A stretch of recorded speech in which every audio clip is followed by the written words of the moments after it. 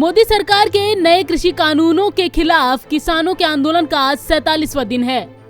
नए कृषि कानूनों को रद्द करने समेत किसान आंदोलन से जुड़ी तमाम अर्जियों पर सुप्रीम कोर्ट में सुनवाई हुई। सुप्रीम कोर्ट ने किसान आंदोलन से जुड़ी याचिकाओं की सुनवाई करते हुए केंद्र सरकार को जमकर फटकार लगाई।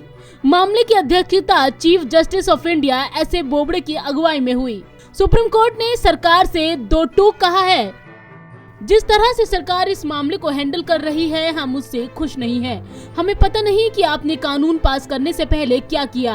पिछली सुनवाई में भी बातचीत के बारे में कहा गया, क्या हो रहा है हमें नहीं पता कि सरकार की किसानों से क्या बातचीत चल रही है। हम किसान मामले के एक्सपर्ट नहीं हैं। क्या आप इन कानूनों को रोकेंगे या हम कदम उठाएं? हालात लगातार बदतर होते जा रहे हैं, लोग मर रहे हैं और ठंड में बैठे हैं। वहाँ खाने पानी का कौन ख्याल रख रहा है? जिसके जवाब में सॉलिसिटर जनरल तुषार मेहता ने कोर्ट से कहा, सरकार किसानों की समस्या की हर पहलू से विचार कर रही है।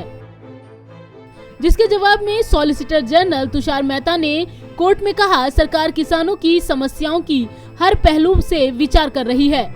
आपका ये कहना कि सरकार मामले को ठीक से हैंडल नहीं कर रही, बहुत कठोर टिप्पणी है। इस पर सीजेआई एस.ए. बोबड़ा ने कहा, ये तो आज की सुनवाई में हमारी ओर से दिया गया सबसे तथ्यपूर्ण बयान है।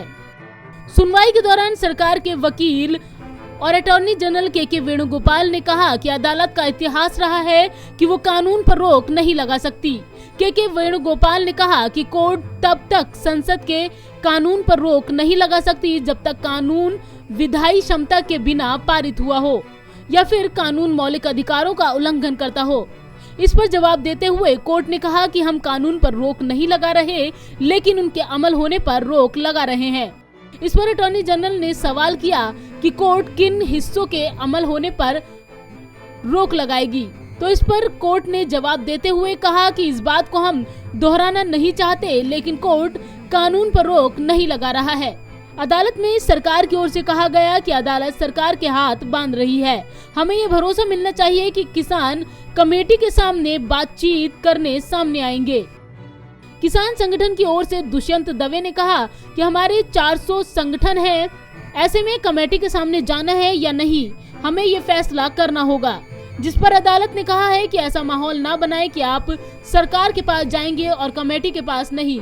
सरकार की ओर से कहा गया है कि किसानों को कमेटी में आने का भरोसा देना चाहिए। वहीं सुनवाई के दौरान सुप्रीम कोर्ट ने सरकार से कमेटी बनाने के लिए नाम मांगे हैं। सॉलिसिटर जनरल तुषार मेहता ने कहा कि कल तक नाम सौंप दिए जाएंगे। ऐसे में बिना आदेश पास किए ही आज की सुनवाई खत्म हो गई।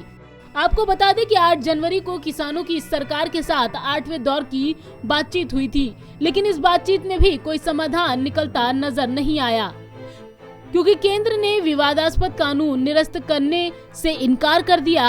अब 15 जनवरी को 9वें दौर की बात होनी है।